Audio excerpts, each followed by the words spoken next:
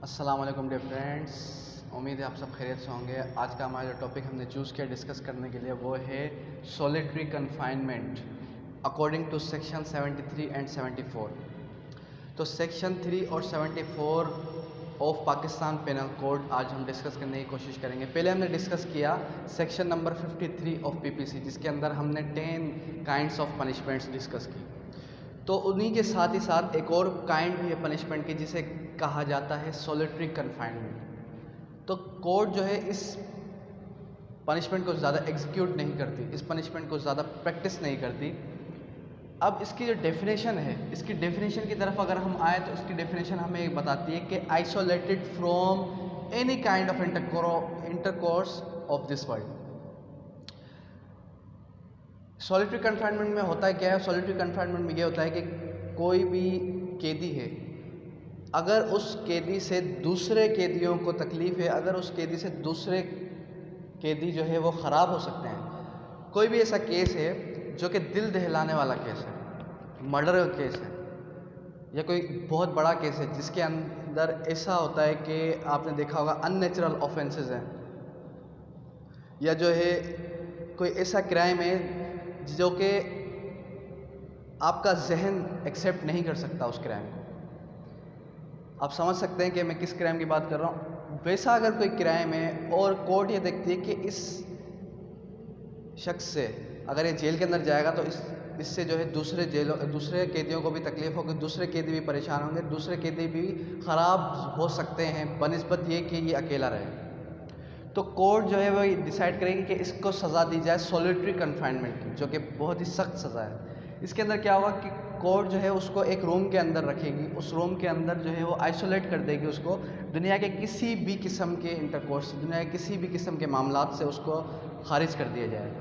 और इसका जो टाइम पीरियड है वो मैक्सिमम जो है वो 3 मंथ्स है, और इसको 3 मंथ्स के लिए आप एग्जीक्यूट करने के बाद कंटिन्यूसली जो है 3 मंथ्स नहीं दे सकते विद द टाइम पीरियड, यानी कि वक्फे से उसको जो है ये सज़ा दी जाएगी। और जो है कोर्ट ये ज़्यादातर इम्पोज नहीं करती, क्यों? क्योंकि आपने देखा होगा कि प्रैक्टिस के अंदर, कोर्ट की प्रैक्टिस के अंदर अक्सर अमूमन ये सज़ा सुनाई नहीं दी जाती। बेहतर ये है कि उसको सज़ा मौत फांसी दे दी जाए। अब इसकी जो लिमिट है, हम अब इसकी अगर लिमिट की बात करें तो इसकी लिमिट हमें बताती है कि अगर सज़ा है 6 मंथ की तो उसको सॉलिटरी कन्फाइनमेंट मिलेगी 1 मंथ की। अगर सज़ा आती है 1 ईयर की तो उसको सज़ा सॉलिटरी कन्फाइनमेंट की सज़ा मिलेगी 2 मंथ की। अगर सज़ा आती है 1 साल से ज़्यादा की तो इसका जो मैक्सिमम टाइम पीरियड है वो है 3 मंथ्स। अब जो अथॉरिटी है जैसे कि जेल सुप्रिटेंडेंट जो है वो एग्जीक्यूट करेगा इस सज़ा को। वो क्या करेगा? उसको वक्फे से स्टेप बाय स्टेप कोई भी केस हो, फॉर एग्जांपल कोई 1 साल से एक साल से ज़्यादा उसको सज़ा सुनाई गई है, तो वो जेलर क्या करेगा, ये जेल सुप्रिटेंडेंट है वो क्या करेगा, उसको वक्फे से ये सज़ा देगा। जैसे 14 दिन सॉलिटरी कन्फाइनमेंट में रखा गया, 14 दिन के बाद फिर उसको 1-2 दिन बाहर छोड़ा गया, फिर उसको 14 दिन सॉलिटरी कन्फाइनमेंट में रखा गया। और अगर सज़ा सुनाई जाती है कम की, यानी कि फॉर एग्जांपल 6 मंथ्स या जैसे कि 1 मंथ है, तो फिर उसको 7 दिन की स्टेप बाय स्टेप जो है उसको सॉलिटरी कन्फाइनमेंट में रखा जाएगा। आपने अक्सर मूवीज़ भी देखी होंगी, और कुछ मूवीज़ ऐसी हैं उसके अंदर भी सॉलिटरी कन्फाइनमेंट का जिक्र और तसव्वुर है।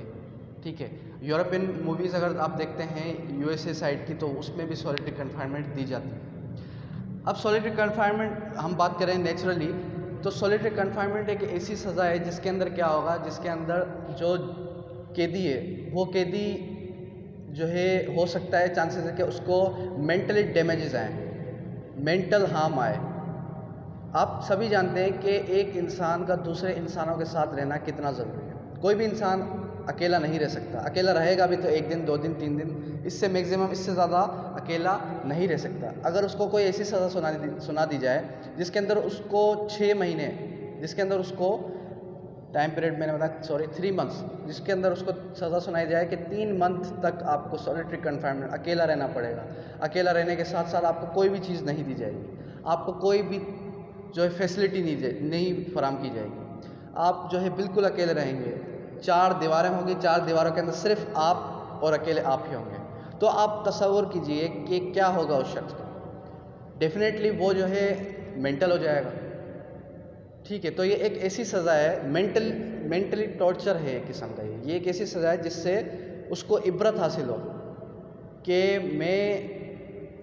उसको एक तो इस चीज़ का एहसास होगा कि जो है मैंने क्या जुर्म किया, ठीक है। दूसरा ये कि वो जब अकेला रहेगा तो हो सकता है कि वो सुधर जाए, चांसेस हैं कि वो सुधर जाए। इस वजह से सॉलिटरी कन्फाइनमेंट दी जाती है। इसकी टाइम पीरियड और लिमिट भी हमने डिस्कस कर ली कि इसकी जो टाइम पीरियड लिमिट है वो अगर 6 मंथ होगी तो 1 मंथ दी जाएगी, 1 ईयर होगी तो 2 मंथ दी जाएगी। अगर 1 साल से ज़्यादा होती है तो जो है मैक्सिमम इसका टाइम पीरियड है 3 मंथ्स। और अगर 3 मंथ्स, अब अगर ये टाइम पीरियड्स हैं, ठीक है, अगर इन टाइम पीरियड्स की वो बात की जाए तो फिर ये बिल्कुल स्टेप बाय स्टेप कंटिन्यूसली नहीं दी जाएगी, इसको स्टेप बाय स्टेप दिया जाएगा। जैसे 14 दिन मैक्सिमम सज़ा, 3 महीने की सज़ा है तो 14 दिन, फिर 14 दिन, इस तरीके से। अगर कम है तो फिर 7 दिन, 1 हफ़्ता रखा, उसको फिर बाहर निकाला, फिर कुछ दिन बाद फिर 7 दिन रखा, इस तरीके से। तो ये है solitary confinement section number 73 and 74 of Pakistan penal code. Hopefully आपको समझ में आ गया होगा।